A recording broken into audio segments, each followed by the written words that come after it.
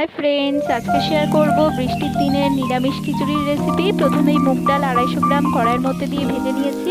এবার 250 গ্রাম গোবিন্দভোগ চাল ভালো করে ধুয়ে রেখেছি। এবার গরম জলের মধ্যে 2 লিটার গরম জলে মুগ ডালটা দিয়ে দিলাম।